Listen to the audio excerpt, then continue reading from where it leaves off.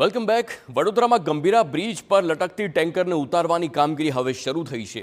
પ્રથમ air balloon તૈયાર કરી દેવામાં આવ્યું છે.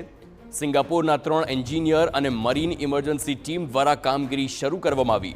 પ્રથમ બલૂનને ટેન્કરની નજીક લાવવામાં આવ્યું છે અને તમામ સેફટીના સાધનો અને ટેકનિકલ સામાન પણ લઈ જવામાં આવ્યો છે. ટેન્કરની પાછળની બાજુમાં લાંબા દોરડા પણ તૈયાર કરવામાં આવ્યા અને હવા ભર્યા વગર બલૂન પણ સ્પેર માટે તૈયાર કરવામાં આવ્યો છે. આપને જણાવી દઈએ કે આખું જે આ ટેન્કર છે તેને ઉતારવા માટે હવે બલૂન ટેકનોલોજીનો ઉપયોગ કરવામાં આવશે.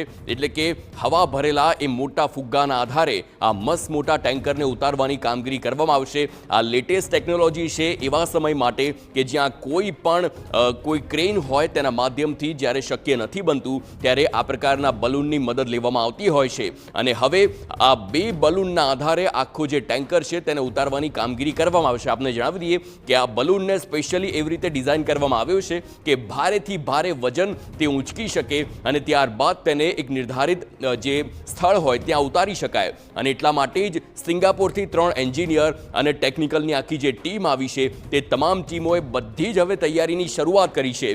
સરકારનો એ ઉદ્દેશ છે કે જે આ ટેન્કર છે તે ટેન્કર સહી સલામત આવી જ હાલતમાં તેના ચાલકને મળે અને તેના માટે થઈને જ આ પ્રકારની તમામ મહેનત કરવામાં આવી રહી છે. કારણ કે જો ક્રેનની મદદ લેવામાં આવતી અથવા તો કોઈ અન્ય મદદ લેવામાં આવતી તો શક્યતા છે કે આ જેટલો બ્રિજ છે તે પણ ધરાશાયી થાય ને આખો ટેન્કર હોય તે નુકસાન પહોંચે. એટલા માટે જ હવે આ બલૂન ટેકનોલોજીની મદદથી આ ટેન્કરને ઉતારવાની કામગીરી કરવામાં આવશે.